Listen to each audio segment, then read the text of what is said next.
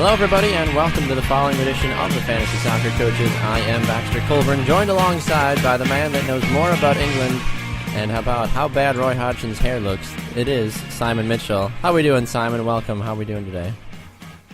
It's really, really hot here in the United Kingdom. It's around about 30 degrees in Norwich, so only we're all 30. a little That bit sounds hot like and winter. sweaty, but feeling good. 30 degrees. They must be 30 Celsius, I'm assuming. You can't be possibly talking about Fahrenheit.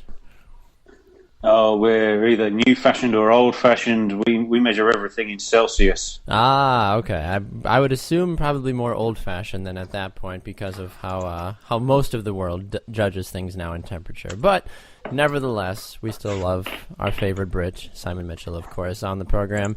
A good show in store for you today. We are talking about midfielders this week, Simon. We finally get to go and talk about the creative midfield maestros, those holding center midfielders, those cheeky outside attackers, and you officially have your top 25. Isn't that right, Simon?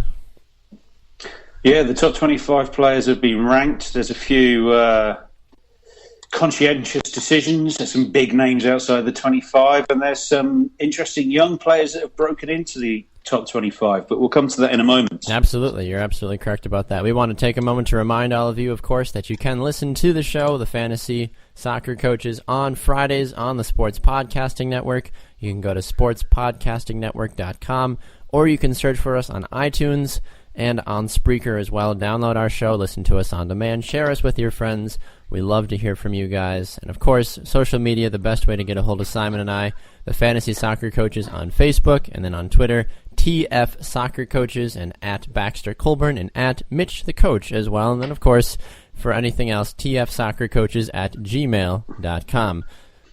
All right, Simon, starting off the show this week, we have some more transfer news, of course, because it wouldn't be the Premier League if we didn't have transfer news, that's for sure.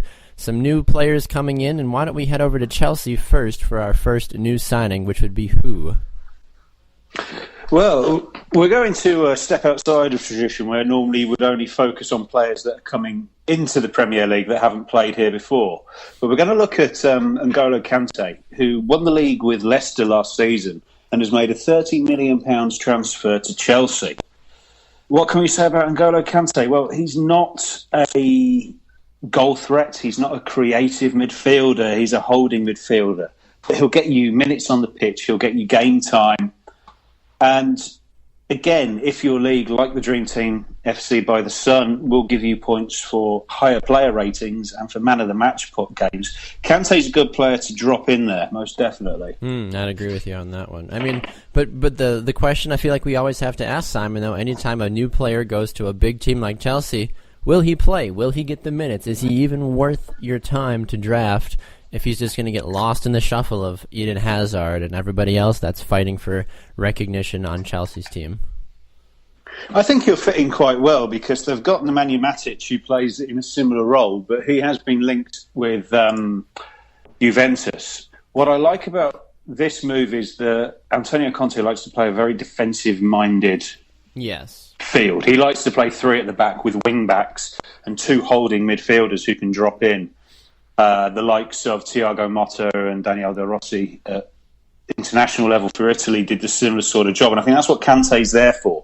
He's not like Fabregas, who is a box-to-box midfielder. He's more of a defensive aspect. The advantage of having Kante at Chelsea, he'll keep clean sheets for your defenders. So your Azpilicuetas, your Cahills, your Terrys, they are likely to keep more clean sheets. Yeah, I'd agree with you on that one. Now, is this a cash grab, though, if you're Conte? I mean, you went from Leicester, who won the title last year, to now you're going to Chelsea. Is this more of just him saying, you know what, I'm tired of what is going on here at Leicester. I did the dream for a year. Now I actually want to go and compete at an even higher level? I think it's pretty safe. It's almost the feeling of the rats leaving the sinking ship. There's not much faith in Leicester to repeat any of the success that they had last season. Jamie Vardy was linked with Arsenal and turned down the move to stay at Leicester, maybe thinking that he wouldn't get the game time at Arsenal. So Kante's a good age, he's a good player. He'll fit in well there. Yeah, I think it'll be a very interesting move. I mean, Will he be the first name on my my midfielder sheet? Probably not, but someone to certainly keep an eye on, of course, as you move through your drafts this season. All right, moving on to the next guy that we want to take a look about, a new loanee from Napoli going to Watford. Who do we have now, Simon? We have Juan Camilo Zuniga, Colombian defender. Go to Watford on loan. He's been at Napoli for a few seasons. In fact, he was a very big player for Colombia at the 2014 World Cup. Didn't get any game time, really, for Napoli for the last couple of seasons. Went to Bologna for the second half of last season on loan and has come to Watford. He's going to add a little bit of strength and a little bit of experience to their back line. But Watford didn't do too badly in defence. Again, will he get the games? Will he get the time? I'm not sure, but he might be worth a cheap pickup, most definitely. Yeah, I'd have to agree with you on that one, too. I mean, anytime you get an opportunity to go and play for a lower-level club like Watford, it begs the fact that if you can stand out, you can maybe sneak a player or two, like you mentioned, make them be more of a sneaky pick later on, and that ends up maybe being your diamond in the rough for you. And as a defender, you know they don't obviously score the most points at times, but playing at a team like Watford, if he stays healthy, he'll probably play every single game, and a few cheeky corner kick goals or something here and there every once in a while, and suddenly you've got your breakout star that no one thought about. All right, let's move on to Liverpool. They have signed another defender as well, trying to replace Skirtle, who is gone. Who did they sign this time? Well, they've signed the Estonian national team captain, Ragnar Klavan. He's come for just over £4 million from Augsburg in Germany. A typical old-fashioned, no-nonsense defender. He's not a goal threat. He's not an assist maker. But again, he's got a good disciplinary record.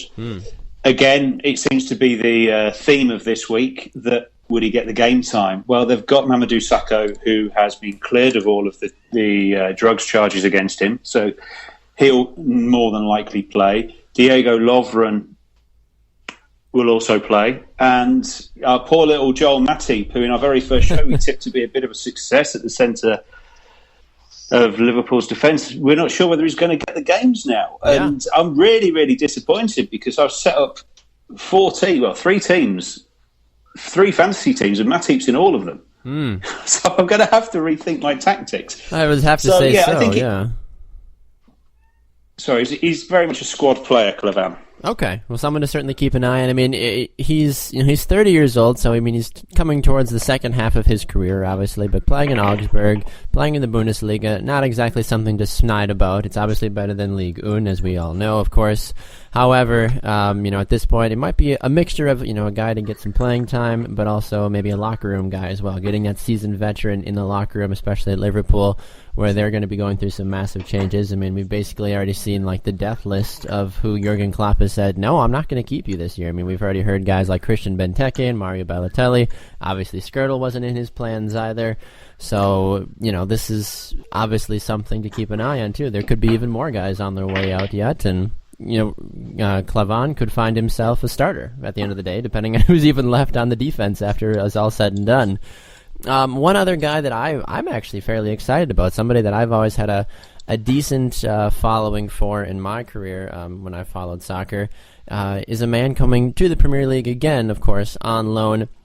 He goes to Middlesbrough, though, a forward, someone that we'll probably talk about next week when we review our forwards. Who do we have, Simon? Alvaro Negredo returning to the Premier League after 2 seasons back in La Liga with Valencia. This is an interesting one. When he was at Manchester City, he wasn't a league goal scorer. He got 9 goals in 32 games in the league. But in all of the cup competitions and in Europe, when you add up everything that he did, he scored 23 goals in 48 games. Interesting. Which is one every other game, which isn't a bad return. Only had 1 season in the Premier League before being loaned out to Valencia. Yes. Wasn't too happy about being here. I wasn't sure that he was the right place at the right time. But what I will say is, for Middlesbrough, the downside is that the likes of Jordan Rhodes, who's been desperate for a chance in the Premier League, is probably going to be sat on the bench. And as we talked about last week with Jordan Rhodes, 2 weeks ago, he was a chairman's signing. He wasn't the manager's signing. And Aitor Karanka, the manager at Middlesbrough, is a former Real Madrid coach. former friend of Jose Mourinho, and he's finally got a Spanish forward in his team, which has a Spanish influence. He'll play, he'll score, maybe not to the level that he did at Man City, but again, worth a cheap pickup. Unfortunately, he's joined to a point where he hasn't been given any prices by any of our dream teams. Yes, yeah. Dream team leagues. We'll have to see. I mean, like I said, we're still a week away from when we do our forwards next week, so certainly keep an eye out for that. Do we do a top 15, a top 20 for forwards next week? And does he even have a chance to break in at all, or is he going to be right on the cusp looking in? I'll tell you what we've got for forwards next week. Next week, we've actually got 25 forwards. And the reason why we're doing more forwards than midfielders is because a lot of leagues open up to 3 forwards. Yes. Also, then normally the first place you go with your very first pick. Kind of like, I was going to say, kind of like your quarterbacks for NFL fantasy, too. It's like, this is the guy I got to have. Oh, yeah. This is where the big points are, really. And we've talked about players the likes of Aguero, Kane, Ibrahimovic. Mm-hmm. Yeah, but we'll talk about those guys next week. But at the moment, I hate to be the bearer of bad news, mate. Negredo is nowhere near my top 25. Ooh, well, we'll have to see. Maybe he might make you. Well, at this rate, though, with how fast forwards are being sold from the Premier League, though, he might be the only one left at this point. So we'll have to keep an eye on that, honestly.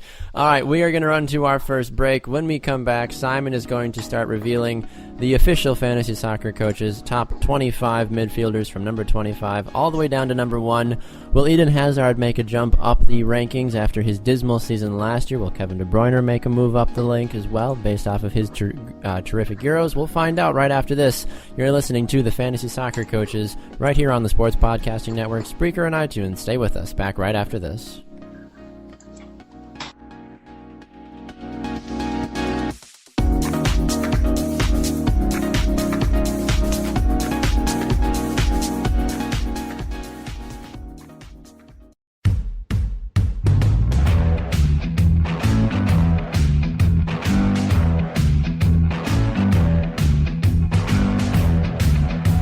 Welcome back inside the studio for another edition of the Fantasy Soccer Coaches. I am Baxter Colburn, joined along by the man that will probably be next in line for the England manager position, Simon Mitchell. How are we doing, Simon, so far through the first segment of the show? Yeah, good. It's we just had the news break to us that Sam Allardyce has been confirmed as the England manager. So not this time, but as you said, maybe next time. Big Sam, as they're calling him. I mean, is that are you okay with this signing as an England fan, or are you just like, you know what? Call me after the World Cup and we'll reevaluate again?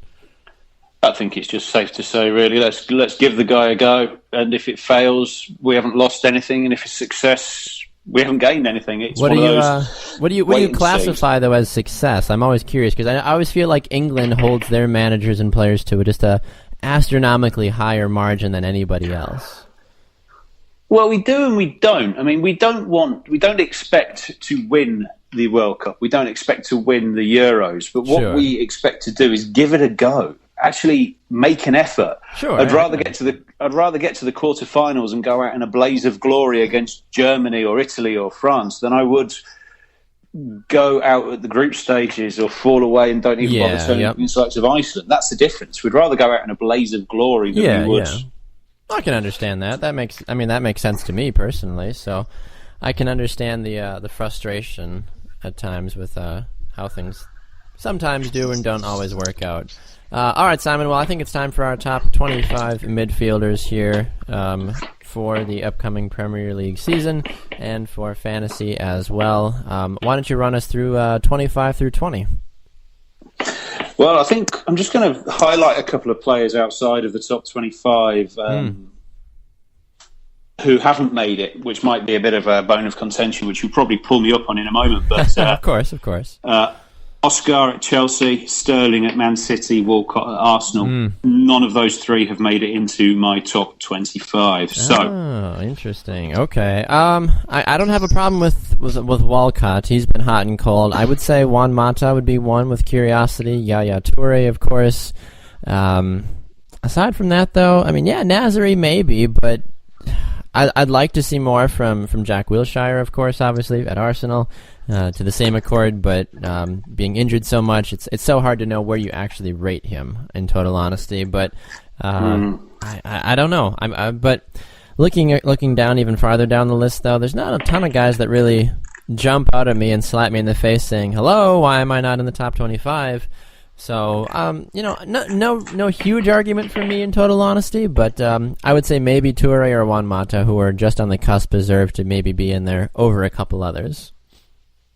Well, we're going to do our sleepers, breakouts, and busts after we've run through the top 25, and we'll talk more about Yaya Toure then. But Juan Mata, the reason why he's not in the top 25, and I'll be honest, he was number 24 when I did the first set of rankings. Interesting. But I bumped him out because there is this cloud over him that will he get a game at Man United? No. If he gets a transfer, and there is talk of him getting a move to Everton, if he gets a transfer where he will play week in, week out, he will be a top 25 player.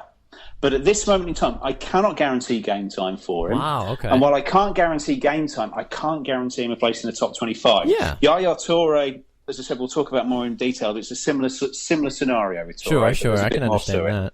That's so interesting now. I mean, obviously you being in England, of course, you hear the rumors as they happen. I did not hear that Juan Mata might be going to Everton, but maybe that's the piece Everton is missing right now to actually get out of that little, desperate stepchild basically role out of the big 5 or 6 and can finally sneak up a little bit maybe. But that's interesting. I'll have to keep my eye peeled for that Juan Mata deal. All right. So did you take us through our top, the 25 through 20? We'll do 25 through 20. So number 25 is Santi Cazorla at Arsenal. Okay. Cazorla had a lot of injuries last season. Missed most of the second half of the season, but is fit and ready to go. Number 24, Adam Lallana at Liverpool. Lallana is a player that I really, really like. Yeah, I really do. And he's now coming into his 3rd season at Liverpool. He's a Jurgen Klopp player. I think he's going to have a big, big season. Ooh, keep an eye on him. Could he be a candidate for a breakout possibly, or do we know too much about him already? I think we know a lot about him. We know what he's capable of. He had 2 fantastic seasons in the Premier League with Southampton. Scored a lot of goals, scored a lot of points. He was my saving grace a few seasons ago when I won the league. I bought him in for around about 1.5 million. Oh, wow. Okay. Wasn't expecting much, and he was MVP that year. And now you can get him for 4.9 on the Telegraph. Yeah, he's 4.9 on the Telegraph. I think he's priced slightly better in the Sun. He's around about. Bear with me 1 second. We only just got the Sun's ratings. It's 4 million in the Sun. Oh, okay. So he's priced even better over there. So he's definitely one to have in your team. Number 23, Yannick Bolasie at Crystal Palace, who had his breakthrough season last year. Yep. Very, very quick player, dangerous player, but has, like Crystal Palace themselves, has the ability just to fall away. If the game's not going his way, he doesn't have the best game. But the threat that he has is definitely worth looking at. Okay. Moving up to number 22 is Xherdan Shaqiri at Stoke. He's now entering his 2nd season in the Premier League, so hopefully he'll be more acclimatised. Hopefully. Number 21 Memphis Depay, Manchester United. He's in the top 25, probably ahead of the likes of Oscar, Mata and Toure, because I think this is going to be a big season for him. Oh, okay. Interesting. I hope it is, because he's got all of the talent. He does. He didn't bring it last season. No, I agree. And we'll talk about him a little bit later on when we get to our bus sleepers and breakouts as well, just as a teaser for those fans out there. Interesting. Okay. Finally, number 20, we've got Arnautovic at Stoke, who scores goals, creates chances. So, top 25 to 20 is Cazorla, Lallana, Bolasie, Shaqiri, Depay, and Arnautovic. Okay, all right. Well, why don't we roll then right on through to any other comments about any of those guys before we roll on with the next 5 or so? No, I think they're a good, solid bunch. There's nobody new in there. They're all been in the Premier League. They've all got Premier League experience, so they should be good, solid signings for you. I'd agree. Number 19 is Gylfi Sigurdsson. Again, another seasoned Premier League veteran. An Icelander. Might have a slow... Sorry? I said an Icelander too, correct? He is, yeah. I was just about to say he might have a slow start to the year because of the adventures during the Euros. Is so he going to still have a little bit of a hangover. Is he going to bring the Viking chant or the Viking clap to Swansea? Are we going to see that at all? I think that clap's worse than the Vuvuzela. What? Really? You don't like it's the more Viking annoying clap? than a Mexican wave. It symbolizes brotherhood, Simon. The country rallied behind. That's not some like that's annoying, but like the who, like that's cool, I think. So maybe as an American, I'm used to it more. It's basically an entire country getting behind the clap, which is something you don't want. You usually have to go to a doctor if you get the clap. Anyway, moving on. Moving on to another. Yeah, Ross Barkley, number 18. He's another guy that had a breakthrough season last year, but really fell away towards the end of the year. Ross was on my dream team last year. He was on my fantasy team and dream team and did fairly well for me. Oh, he had a brilliant start, but again, he just fell away. Yeah. Number 17, Eric Lamela, Tottenham. It's debatable, but he had a good season last season. He's bulked up over the summer break. He had a great Copa America for Argentina. He's growing into the role in the Premier League, and this is going to be his fourth season. I think you're right. Yeah, something about that nature. Yeah. I guess the only thing I have to say about Lamela is that it's taken him, I almost feel, too long to figure out his footing. He's been in the Premier League, what'd you say now, 4 years now, basically? And he's now coming into his fourth season. Yeah, so. I feel like, and now, I understand the growing pains and stuff, but the fact that he's taken 4 years to kind of figure himself out a little bit, even at the international level, too. It was great to see him have a good Copa America, but I hope that this is the year for him, especially that he can finally step outside his comfort zone and say, you know what, give me the ball in high-pressure situations. I'm going to perform. I'm going to actually step up and live up to some of this pre-existing hype that, has potentially plagued even other Argentinians that have come into the Premier League or even at the international level, too. So I like Lamela. I've never had a problem with him. I think he's got really cool hair, on a side note. And someone to definitely keep your radar on. 4.9 on the Telegraph. Someone to keep an eye on for sure. Well, I certainly don't think that I'm comparing him to Gareth Bale. No. But Gareth Bale joined Tottenham and in his first season played 12 games, similar to Lamela. In his second season, he played 16 games. Sure. Similar to Lamela. In his third season, he played 34 games. Okay. So he had a good year. Then so it's a good fourth progression. Season is when he made his breakout. Yeah. With his Champions League exploits against Inter Milan. Now Spurs have got Champions League football again. Fourth season, similar age, similar build, similar pace to Gareth Bale. He could have a Bale-esque season. He could, and then all of a sudden Real Madrid's going to buy him for $150 million, and suddenly he'll just fall into the abyss of the Real Madrid, carousel, basically, of buying people. But we'll have to see. I like I said, I like Lamela. I like what he brings to the table, but I'm more excited about the guy that you have right after him, though. Yeah, staying with Tottenham, Dele Alli. What a season last season. And if we're talking about pure breakthrough. Yes. And we talk about breakthrough as in 100%. A player that is not expected, performs above their value, performs completely out of nowhere. What a season. What a season last year Dele Alli had. And maybe should be higher in the rankings. But when you look at the players that are ahead of him. Sure. I think you probably understand. But also, don't forget, Dele Alli's a young lad. He's had a very busy season, very busy summer. He's still not back in training at Tottenham. In fact, he has been left in the UK when Tottenham fly to Australia this week. So Dele Alli's not travelling on the pre-season tour.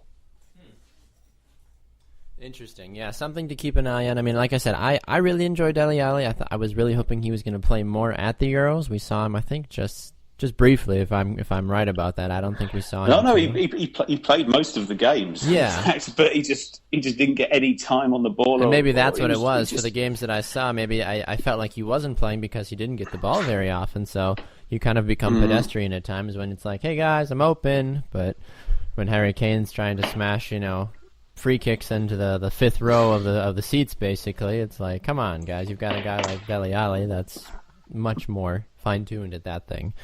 But yeah, that's just, that's the nature of it. So Tottenham, I think, really is very gifted with the midfielders they have. Moving on down the line, Simon, who's next in the order? Yeah, down to number 15 in the order is Sadio Mane, who's just gone from Southampton to Liverpool for a hell of a lot of money, almost £40 million. Oh. He's somebody that can score goals. He's somebody that can create goals. He's going to get game time at Liverpool. He could be a dangerous player. However, I do think that Mane, in a way, could have been a one-season wonder at Southampton. It's a lot of money to spend, and especially when you're going from somewhere like Southampton to a big club like Liverpool, I think it's a risk. And he's certainly not in any of the dream teams that I've picked so far. But moving on from Sadio Mane, another player who's a wide player who again could be another one-season wonder risk is Riyad Mahrez at Leicester City. See, that's the guy. That's the guy that I'm curious about more than almost anybody else this entire year. Him and Danny Drinkwater. I really want to know what they're going to do this year. I think Danny Drinkwater's going to have a fine season. I don't see anything because he's not a player about goals and assists and creativity. Sure. I think Danny Drinkwater's going to have a similar sort of season to what he always has. Riyad Mahrez is a risk because again came out of nowhere, had a great season. Can he sustain it? Again, I think the same questions will be asked when we talk about Jamie Vardy potentially next week when we're talking about our forwards. I'd agree with that. I mean, is Mahrez a guy though that you still like if he's available and if you had to, where's a good draft spot for him, I guess. If you're sitting in the third round and Mahrez is still on the board, do you grab him or do you pass? It's really personal decision. I think it's down to if you feel that he could have another season like he did, he's a first round pick. Sure. If you think last season we took a look at where he would have been drafted and he wasn't drafted. Oh, okay. So in a 20 team league drafting 16 players, he wasn't drafted. Interesting. He would be a pick. I would probably say he's overall second or third round. Sure. But he could go first round because he's had that season. I'm assuming that you're going to get those maybe not as experienced fantasy players going to be like, he's still on the board. I got to take him. And that could hurt. We have to show inexperienced fantasy players. A big shout out to Grant Coppersmith, who I think will probably take Mahrez as his first pick anyway, because why the hell not?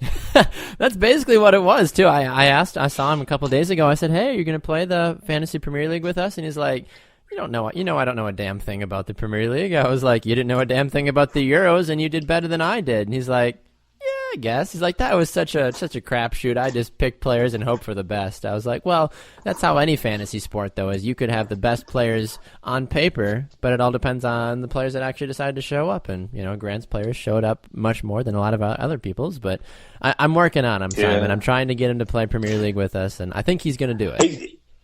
He's joined in. He's actually signed up for for our draft league. Perfect. He's got his team already in place, so happy days. Well done. So let's move on to number 13. Unlucky for some, and hopefully from a Tottenham fan's point of view, unlucky for Arsenal. It's Aaron Ramsey. Now, Aaron Ramsey is very high up our rankings. He is. He had a brilliant Euros, though. You have to say that, I feel like. He did, and I can't not put him that far up. But again, Aaron Ramsey, where does he go? Where does he fit in at Arsenal? Will he get the game time with especially the likes of Xhaka? I was going to say, what if Jack Wilshere is healthy, though, too? That causes issues. Well, it does, because you would imagine that Arsenal would play a Giroud, Ozil, Sanchez forward three with traditionally Xhaka, Cazorla, and then they've got so many players that he could be frozen out. I'd love to have him at Tottenham. I think he'd be brilliant at Tottenham. Agreed, yeah. But he's in there because he's got the ability, and if he has a season like he did a couple of years ago where he was just scoring goals out of nothing, he could have a good year. Yeah. But again, scoring goals out of nothing, our player at number 12 is Willian at Chelsea. How many times last year, Simon? Just out of the absolute left field, just a brilliant goal every once in a while, but his inconsistencies bother me. Oh, yes.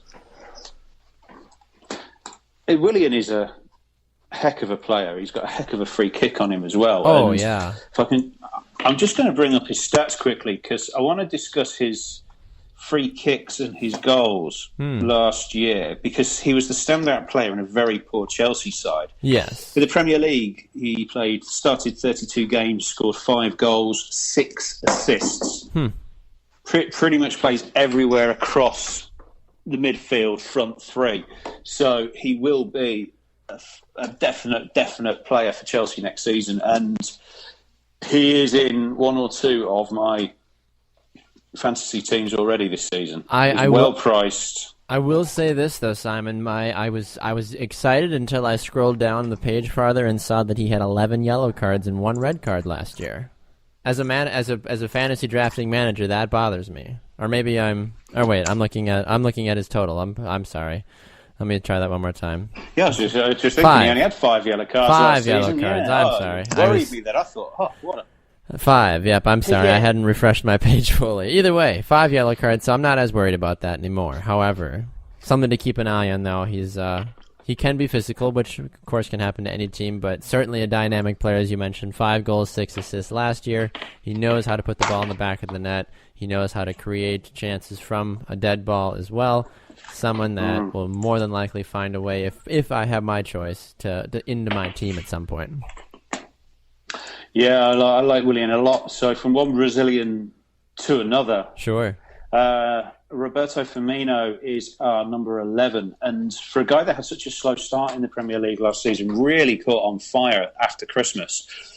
10 goals, 7 assists for the season as a whole in 31 appearances, 24 starts, 7 as sub. Very, very good player. Almost a striker in a way. In some leagues have him listed as a striker. So again, we've got him down as a midfielder because that's what he is in the Telegraph. Sure. I also believe he is a midfielder in the Sun. I believe you're right. No, he's not. He's a forward in the Sun. Ooh. So he's a striker in the Sun. So again, check your league. We've got him as a midfielder. I keep him as a midfielder. Okay. He's listed on the Premier League's website. He's listed as a forward as well. Okay. So, something to keep an eye on. But I mean, even as you mentioned, though, I mean, he appeared. He had 10 goals last year. I think that's brilliant as a 24-year-old in the Premier League. If you can even get over 5 goals in I think that's a great move for him. A confidence booster. 10 goals, 7 assists.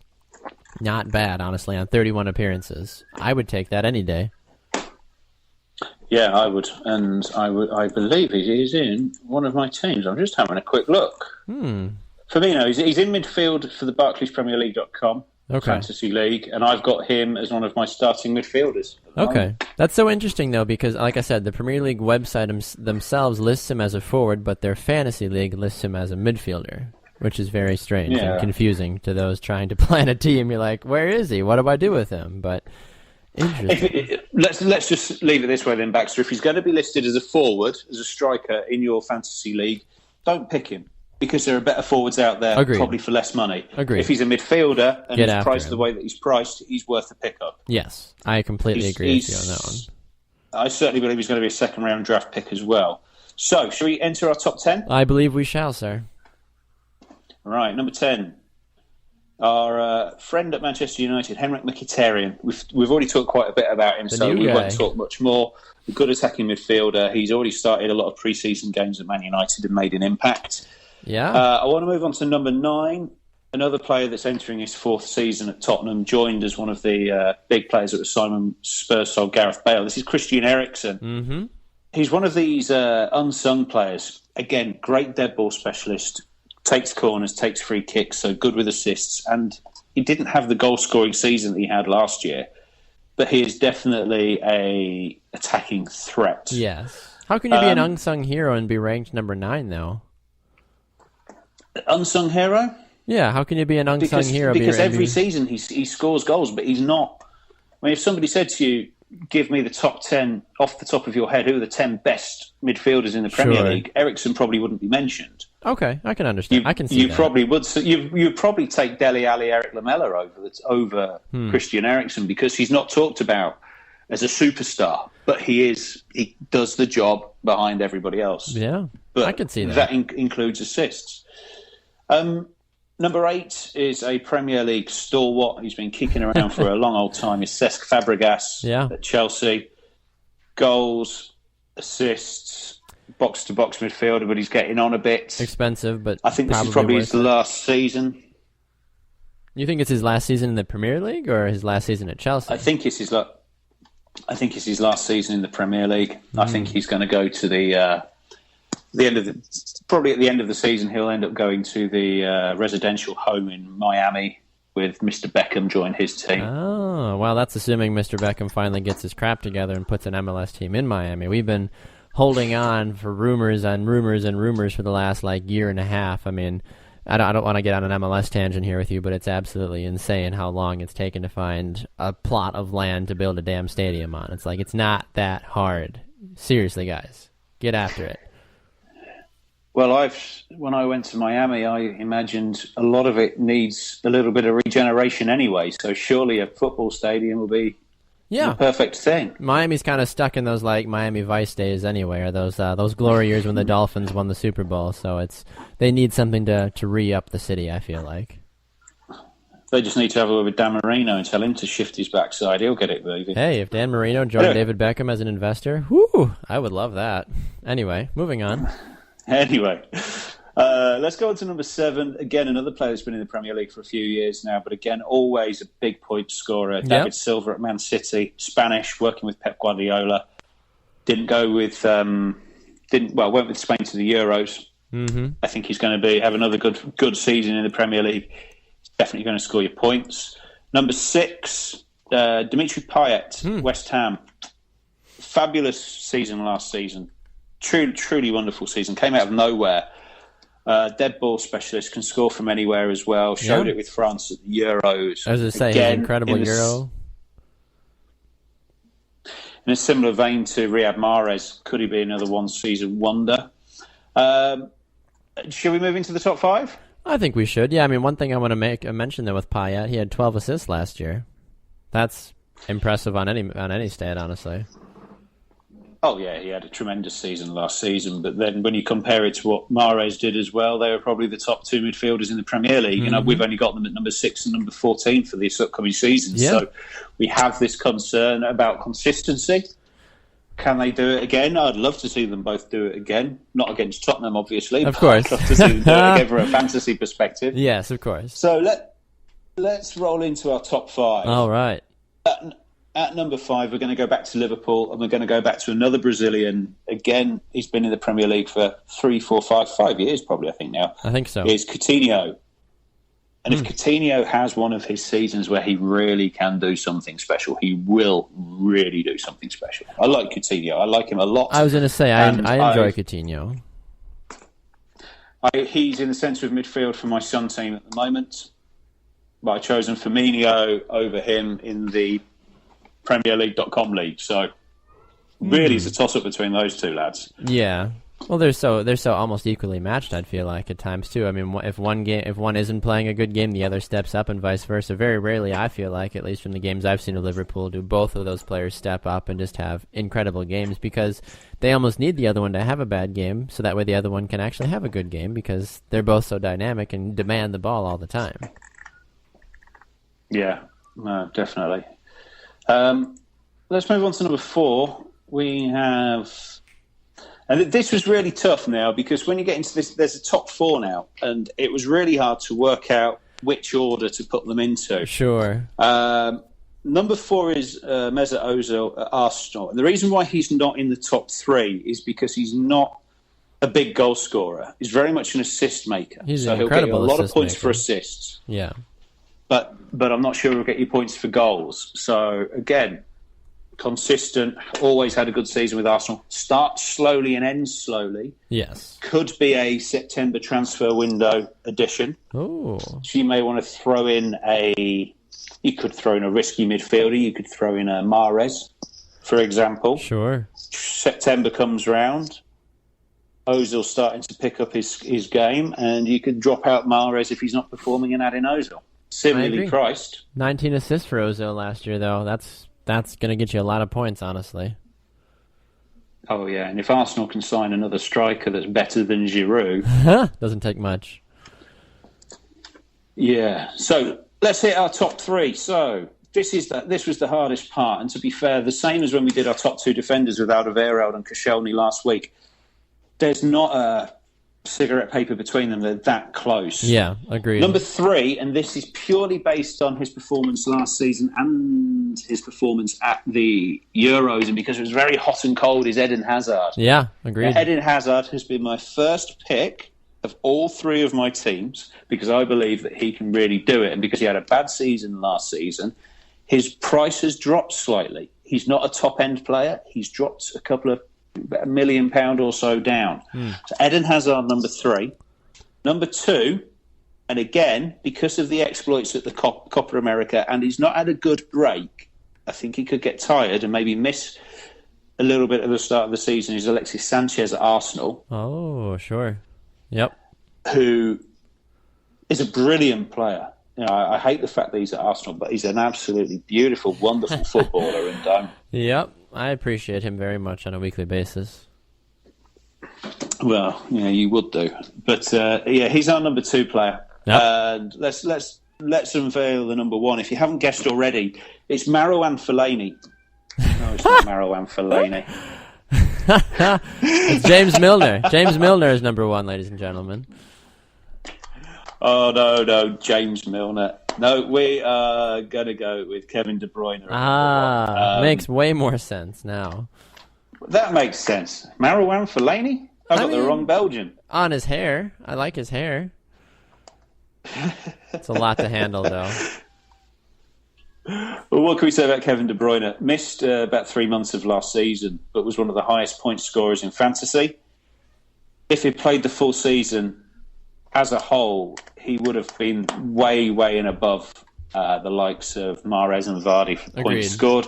And I genuinely believe that if he played the full season, he would have been the player of the season for the Premier League as well. So I think he's a brilliant player, honestly. I think he's one of those midfielders that you need to teach your young kids coming up through and say, look, you want to learn how to be a dynamic midfielder? Look at what Kevin De Bruyne does week in and week out. Truly brilliant, in my opinion.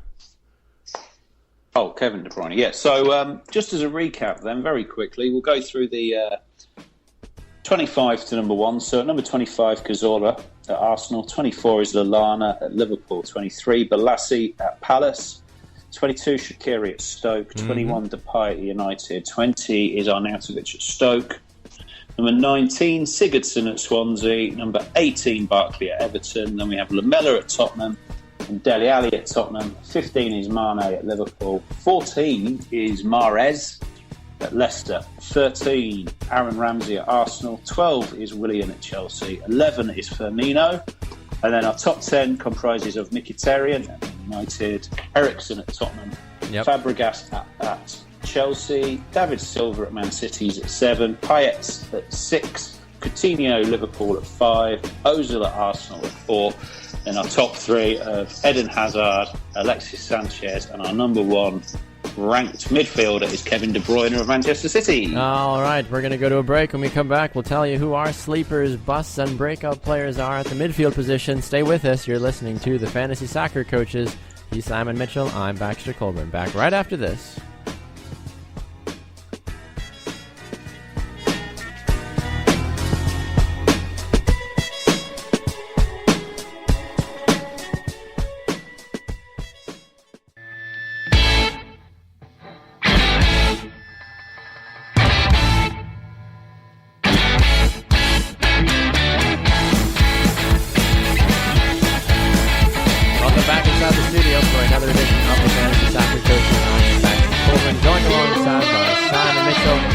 Told you who our top 25 midfielders are for the upcoming Premier League season. And now we're going to move into our sleepers, busts, and breakouts. But before we do that, if you want to join our fantasy league, you can find us, of course, on Facebook and Twitter by going to the Fantasy Soccer Coaches on Facebook, on Twitter, TF Soccer Coaches, at Baxter Colburn, at Mitch the Coach, or drop us an email, of course, at tfsoccercoaches@gmail.com. All right, Simon Mitchell, are you ready for some busts, breakouts, and sleepers? Yes, I think I am. All right. Why don't you lead us off, this then? bit. We'll have you lead us off. You're going to have me lead us off. Right, okay, so where should we start? Well, these are our midfielders, so let's have a look down the rankings. Let's not look at the players that we've looked at. Let's have a look at our sleepers, the players that are going to be hidden further down the rankings that might not make an instant impact but could pick up points later on in the season. Mm-hmm. All those players that you might not even pick at all. So, starting with my sleeper, joined the Premier League in January last season, made a bit of an impact, maybe more of a flashy flair player, but scored a couple of goals, and I think he could have a good season this year. And my player is Wabi Kazri of Sunderland. Okay. Why Kazri, and what does he bring to the table? Oh, well, why Kazri? Well, it's a strange one, really. When I was looking through the players, trying to find somebody that I thought, well, this guy could be good, this guy could be good, this guy could be good. There's a few like that, and there's a few players that have stepped up. But he came to the Premier League after having a fairly good first half of the season in Ligue 1 at Bordeaux, which, as everybody knows, Ligue 1 isn't all that. But he came to the Premier League, scored 2 goals, got 1 assist. Yes. Loves a shot, gets 2 shots off per game. When he was in Ligue 1, 5 goals, 7 assists. Not bad. Bit of a disciplinary issue, but I think this lad pretty well priced across the board. I think he could be... I think he'd be a good sleeper to have. And I'd like to confirm that he is in my dreamteam.com by the Premier League. Okay. He's in my team there. And he's actually only been selected by 1.2% of teams, priced at 6.5 million. Oh, okay. So certainly somebody that could be, like you mentioned, the sleeper. He could get some time as long as he keeps his temper and his wayward slide tackling in check. My sleeper is a man that I think did fairly well at the Euros. Joe Allen for Wales, of course, and also for Liverpool. Last season, he didn't do a lot in terms of scoring to begin with, but I honestly think because of the confidence that we saw displayed from him at the Euros, will, I think, propel him forward this upcoming year. Now, obviously, at Liverpool, it's very hard to say who's going to be, a breakout or not, just because of all the talent that they have, as we talked about. I mean, 2 of Liverpool's top midfielders are in our top 10, so Joe Allen obviously is a little bit farther down the pecking order. However, that's what makes him such a great possibility as a sleeper, is because while everybody else is busy dealing with, Firmino and Coutinho, well, who's going to mark Joe Allen potentially? Joe Allen has the opportunity to sneak up the field, bag you a couple of good assists and or goals later on in matches. And we saw him last year. He appeared in 19 total matches as well. So he gets on the field. 11 of them were as a substitution, of course. Certainly, possibility there. But if you're in a league, though, as Simon and I have mentioned before, where you get points for either man of the match or for appearances as well, Joe Allen could be somebody that could surprise this upcoming season at the big old red there of Liverpool. All right. I think. Sorry, just to say with Joe Allen, Baxter. Yeah. I think he's a great pick as a sleeper, and if he gets a move to a big club, his value won't change because the Premier League values are all exactly the same. So he could get a move to someone like Stoke or to Swansea, where he'll probably get much better game time. I'd agree with you on that. He'll be a much better pickup. So maybe that's what ends up happening. Yeah, even though he's wearing the red of Liverpool right now, I think there actually have been some rumors about Joe Allen potentially moving. I don't know where, but I feel like I've seen at least an article or two in the last week or so suggesting a possible Joe Allen exit. We'll see if he's even on the Jurgen Klopp, death list, basically, if he will be, taken out back and sent on his way, or what exactly will be going on with him. But a possibility, a little bit of a reach, of course, but a possibility, like you mentioned, Simon. If he goes to another club, he has the opportunity to really make a name for himself. So, all right. So yes. I was going to say, who's your breakout then? My breakout is a similar situation, a hopeful. Last season for Manchester United, Memphis Depay stepped outside of his comfort zone a little bit. 2 goals. Didn't really live up to the hype, I feel like, of what many folks thought he was going to do. He's only 22 years old, Simon. I mean, for gosh sakes, he's younger than I am, which doesn't take much. I'm not that old to begin with, but he plays for Netherlands, a very strong attacking left midfielder at the same accord.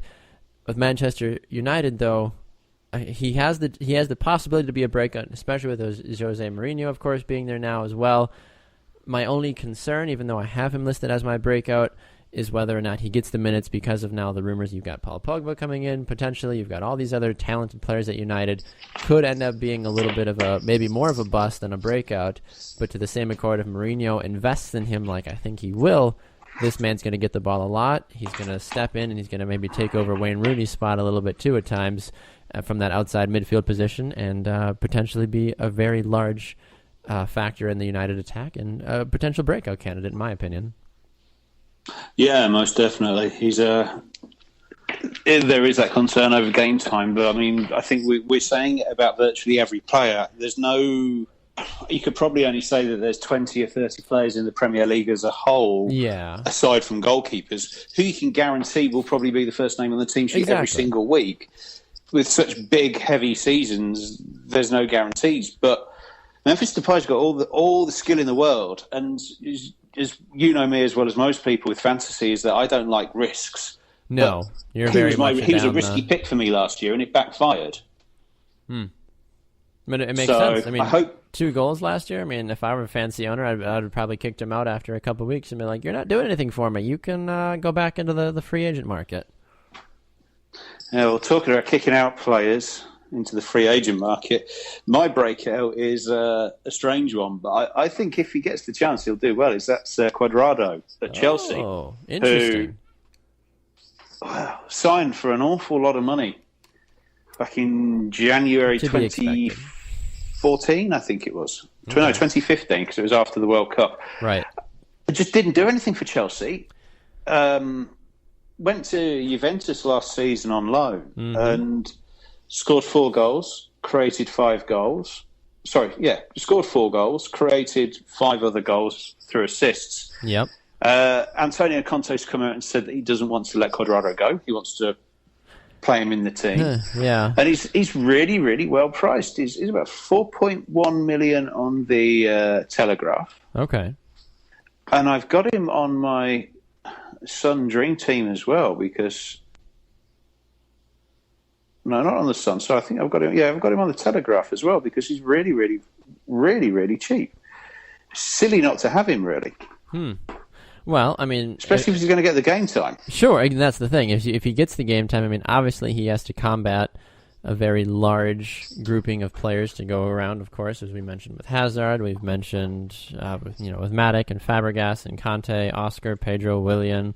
I mean, where does anybody fit in at that point? But I mean, even if he's a consistent substitute, we might be something there for him. But I'm a little concerned about that pick based off of how many other quote unquote really good players there are in front of him. Yeah, he's going to be a risk. And talking of risks, let's have a look at our busts. Yes. Now, my bust is a big name player. He's probably one of the biggest scoring players in fantasy for the last few seasons, but I think he's going to be a big bust this year. And that's Yaya Toure. Oh, okay. Yaya Toure is a player with such exceptional ability, but such a huge attitude problem. The whole birthday cake issue and him throwing his toys out the pram and wanting a transfer was ridiculous, and it's not a good example to set to young footballers. So, agreed. Yeah, he's gonna fail this year. I can't have him in any team at all. He's so highly priced as well.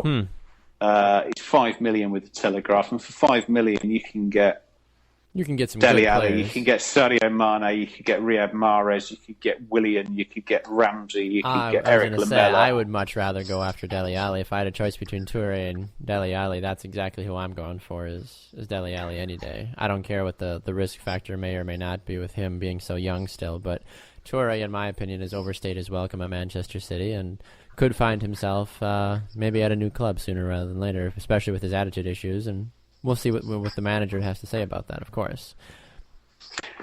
Yeah, so let's finish up with your bust then. Who do you think is going to have a bad year?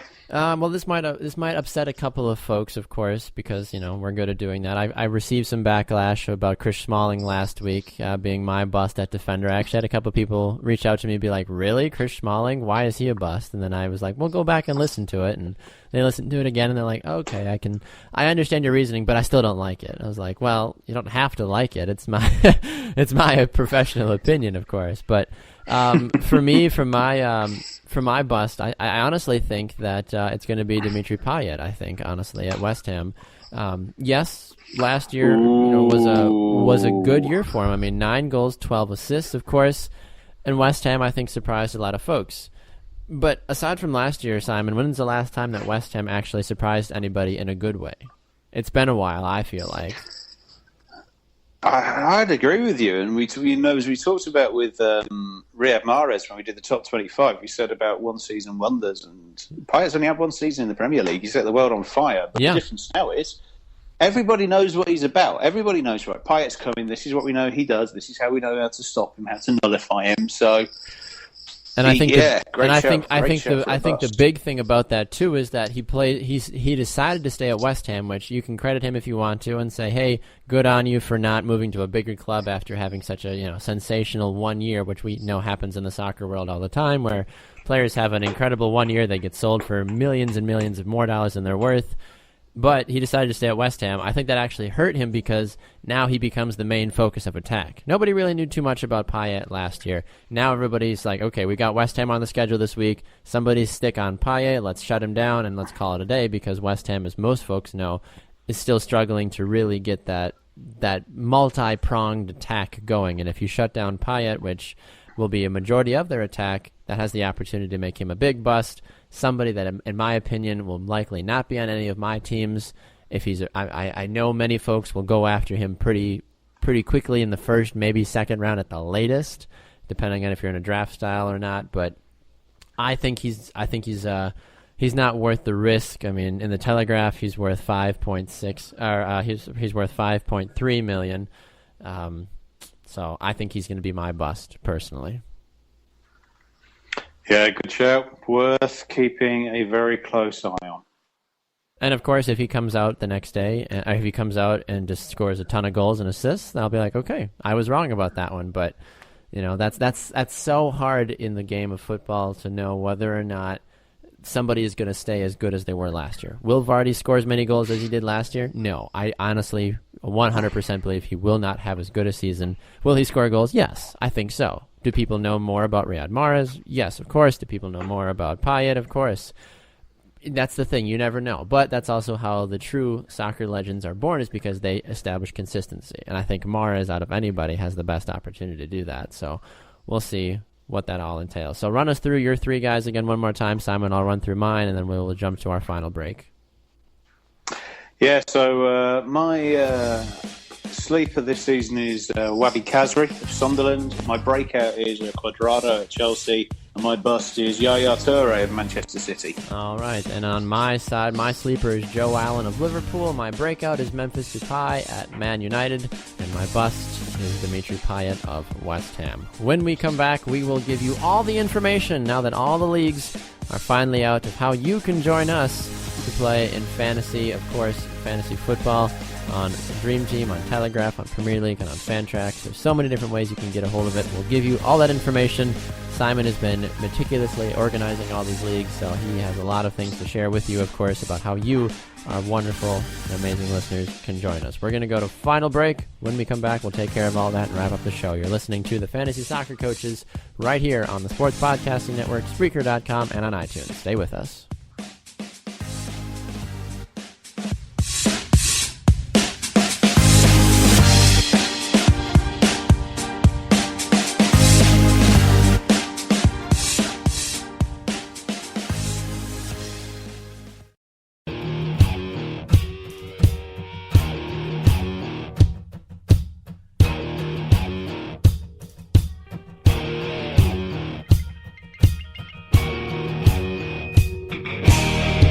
Welcome back inside the studio, the Fantasy Soccer Coaches, here on the Sports Podcasting Network, Spreaker.com, and on iTunes. I am Baxter Colburn, joined alongside by Simon Mitchell. We've had a pretty darn good show today, Simon. We've had some laughs, and of course, we always like to remind people that League Un is not a real league. And aside from that, of course, it's been a fun show, Simon. But we talked about our top 25 midfielders. We talked about our sleepers, busts, and breakouts in our last segment, of course. And now we get to wrap things up by telling people how they can play fantasy soccer with us, of course, because it wouldn't be a fantasy show if we didn't tell people how they could actually be involved in a fantasy league, right? Yeah, no, well, as we keep telling everybody, we've got 4 leagues that we're running this season, and they're all different leagues. They all do things ever so slightly different. Mm-hmm. And, you know, as we said before, we want you guys to come and get involved. Now, all of the league identifications and PIN numbers and passwords and everything that you need, we're not going to give it to you over the podcast. You're going to have to come and find us on Facebook. That's where all the information is. If you're like, hey, I don't do Facebook, firstly, get into the 21st century and join everybody else. But if what not, is wrong with you people? Come on. Oh, well, if you don't do Facebook, send us an email. If you don't do email, I'm pretty sure we've got a carrier pigeon service somewhere. Sure. G-Pigeon or something. G-Pigeon. Yeah, why not? But no, Facebook, Twitter, email us. We'll give you all the details that way. But they are all now posted on our Facebook page, the Fantasy Soccer Coaches. So the first league that we've got is, we talk about this one a fair amount, and that's the Telegraph. Yes. It's a budget league where you've got £50 million. You select the best team for that £50 million. I've done my first team, my first draft, as it were. Well done. The first look, the first players that I'm going to pick. Firmino's in, Aguero's in, Hazard's in. Michael Keane from Burnley, we've talked about, he's in as well. Andre Gray at Burnley, we've talked about, he's in there as well. I like this league. I've been playing the Telegraph League for probably 15 years now, every single season. We used to do it in the newspaper where you had to buy the newspaper every week. Now we do it online. Love it. Moving on to the other league, which is a bit more of the uber funky league, which is the Sun, the Dream Team by the Sun. Again, we've got a league there. You can find all the details are on Facebook. I've done my first team's look. Obviously, this will change, but again, Hazard's in, Andre Gray's in, different systems. I've got Aguero in there. I've got Coutinho in there. And I took Baxter's advice from last week. I've put Adrian in goal. So, well, thank you. Appreciate you doing that. You're welcome. The third league that we've got is the PremierLeague.com Fantasy Premier League. This one is where you have to select a squad of 16 players. You've got a £100 million budget. Yep. The difference here is that you select a different team every week. You've selected captains because the captains get double points. Sure. It's a bit more in-depth. It's a bit more involving, but it's, again, different to the other leagues. Again, I threw the first lot of players in. Azpilicueta, Hazard, Firmino, Aguero, and Andre Gray. Even Wabi Kazri, who we talked about earlier, is in this league. So you can see that the players that we're talking about, I'm adding them into my teams purely based on the fact that I believe in them. And the last league that we're doing, and this is the one that we're crying out for people to come and get involved in because it's completely different. It's a draft league. It's through Fantrax.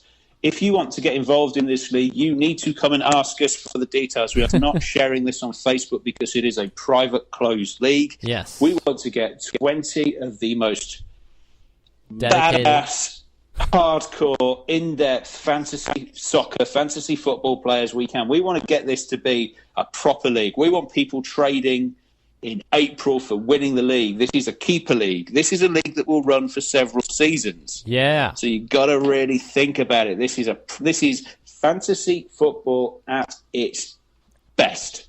So 4 leagues, all completely different. Get in touch, get involved, join in. The more the merrier. It's all free.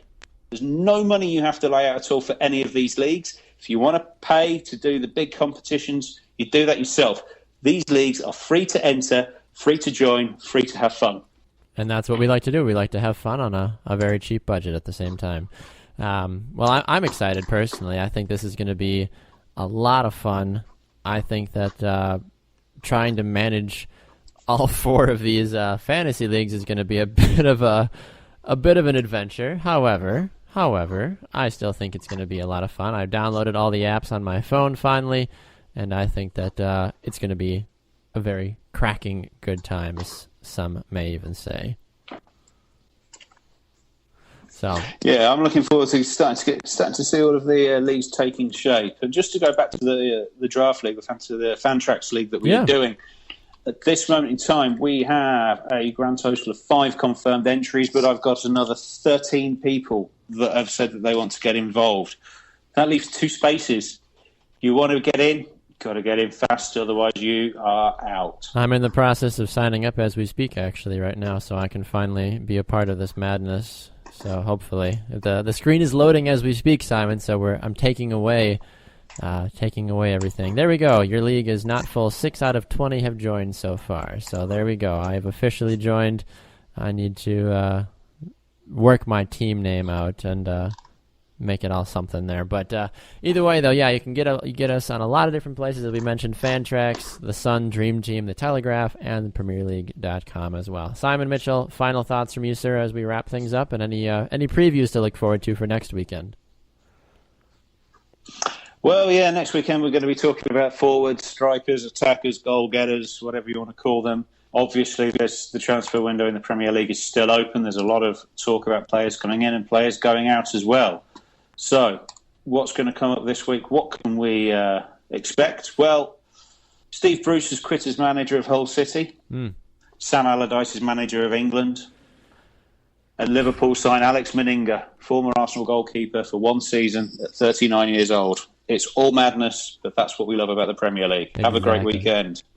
All right, he is Simon Mitchell. I am Baxter Colburn. A reminder, you can find us here on Fridays on the Sports Podcasting Network. You can find us, of course, at sportspodcastingnetwork.com and on iTunes and on Spreaker. Go download our podcast, of course, on iTunes. Subscribe, leave us a review. We'd love to hear what you guys think. And then, of course, on Spreaker.com as well, too, you can listen to us. And you can also leave us comments as well, too. You can sign in on Spreaker.com and leave us some comments as well. Social media, you can find us, the Fantasy Soccer Coaches, on Facebook, Twitter, TF Soccer Coaches, and I am at Baxter Colburn, and Simon is at Mitch the Coach. And, of course, if you want to join a league, we really, really, really want you guys to join us. Go to tfsoccercoaches@gmail.com as well. He's Simon Mitchell. I am Baxter Colburn. Thank you so much, and we will see you again next week on the Fantasy Soccer Coaches. Enjoy your week, everybody.